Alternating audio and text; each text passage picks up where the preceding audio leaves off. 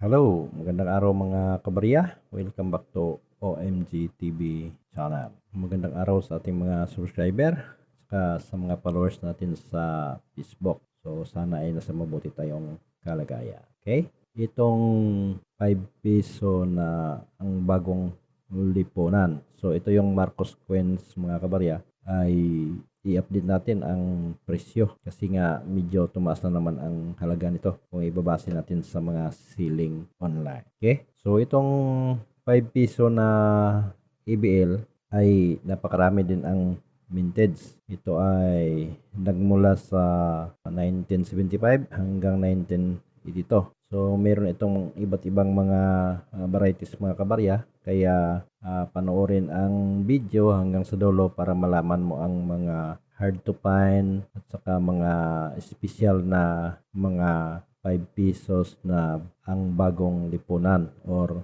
ABL. So ito ay sa kapanahonan ni Apo Lakay, no? Ang Marcos Sr. So ito ay nickel ang komposisyon at may bigat itong 22 grams at may diameter na 36.5 mm.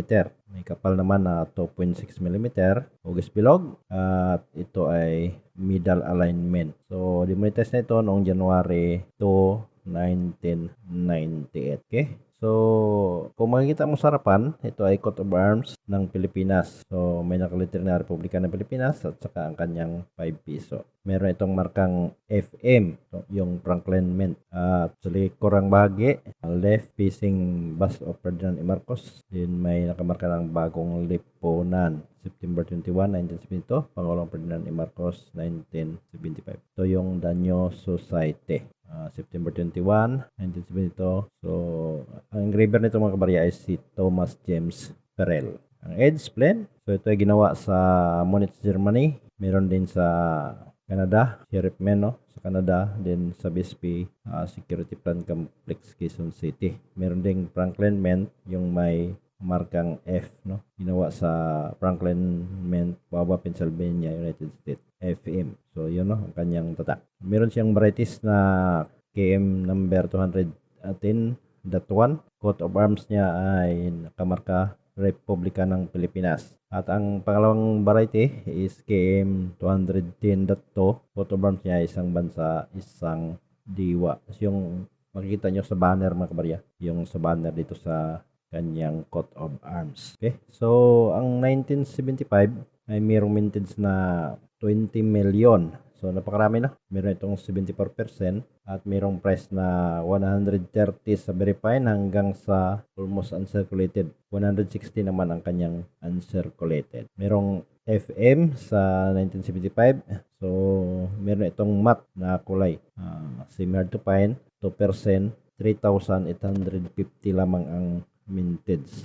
So, pag mga semi-hard to find ito mga kabarya at saka hard to find ay medyo mataas ang presyo. So, ganoon din. Walang naka-record sa numista sa presyo ng mga special mintage nila. So, meron din 1975 na prop. Ito ay marami-rami itong prop dito, no? Meron siyang presyo na 330 pesos ang bawat isa sa uncirculated. Then, another FM mint, special uncirculated.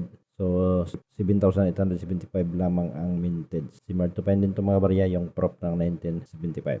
Sa 1976 naman, meron siyang matte, hard to find, 1.6% lamang. Meron siyang mintage na 10,000 piraso.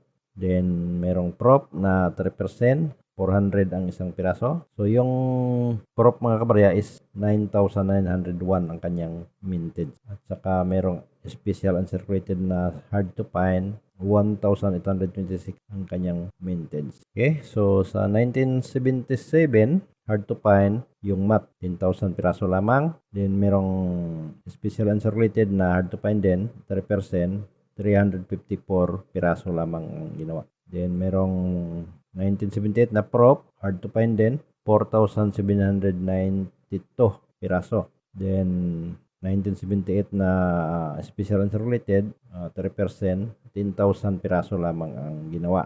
1979 na prop, is hard to find din, 3,645 piraso ang ginawa. 1979 na special answer related, meron namang siyang 10,000 piraso. So may presyo siya dito na 450 ang isang piraso. Ang 1980 na Franklin Mint prop, so ito na yung isang bansa, isang diwa kasi variety to.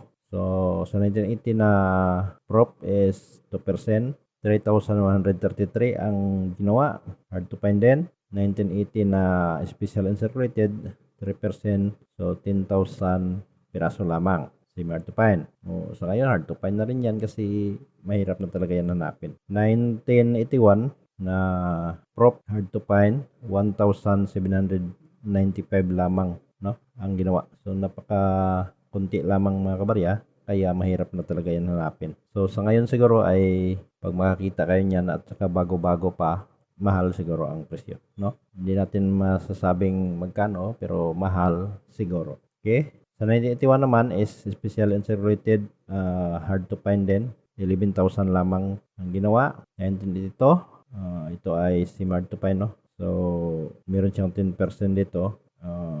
Hindi naman ito prop, hindi naman ito special answer rated. So ito yung common na 1982. Meron 1982 na prop, 1.1% ang mintage. So hard to find na rin ito mga kabarya. At saka 1982 na special answer rated, 1.9% ang mintage. Okay? So kung titingnan mo ito sa mga selling online mga kabarya, nagkahalaga na siya ngayon ng $63.50.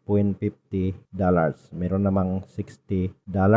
At yung mga prop version saka special answer rated, so meron siyang $148.50. So yung mga luma saka common na version, yung 1975 is meron naman siyang halaga na binabase natin sa numista, no? 60 pesos to 150 ang isang piraso. So merong isa dito na 2.99 euro. So ayan, no, napakamahal na rin ng presyo niya mga kabarya. Itong mga EBL sa online selling or sa selling online. Okay? So halimbawa mga kabarya, meron kayong mga ganito ay mag-message lamang sa baba nating video at ipakita ang inyong mga barya doon sa ating Facebook page Coincidence or sa OMG TV channel para makilatis natin kung anong uri ba yan o anong varieties ba. Baka ang hawak mo ay isang prop version or special uncirculated. So medyo mataas ang presyo niyan mga kabarya kung ikumpara mo sa common. Okay? So meron tayong special shout out dito, no, kay nakalagay dito is at Ramon Magsaysay 6925 yung kanyang code. Okay? So ang sabi niya is, salamat po Mr. OMG TV channel. Padala sana ako ng mga picture sa mga 1 piso na binanggit nyo, sir. Okay? So meron pang isa dito na kanyang message din. Yes sir, panoorin ko talaga ang mga yan.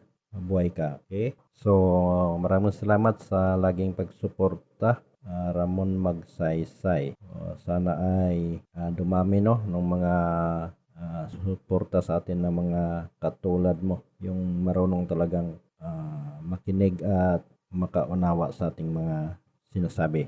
Okay? So marami naman dito, no, yung mga nagme-message sa atin. Ngunit shout out na lang sa inyong lahat, no, kasi hindi ko maisa-isa ang inyong mga pangalan kasi nga ay napakarami nyo. Okay, so hanggang dito lang muna at maraming salamat sa panood. Huwag kalimutan ang OMG TV channel. Doon sa hindi pa nakapag-subscribe, mag-subscribe kayo para lagi kayong ma-update sa mga bagong video na ma-upload natin. At sa ating Facebook page, mag-follow din para doble, no, yung inyong makitang mga video or maraming mga video, no. Depende na rin kung saan yung mga long video sa YouTube ba or doon sa na-upload natin sa Facebook. Okay, so ulitin ko, magandang araw sa lahat and God bless.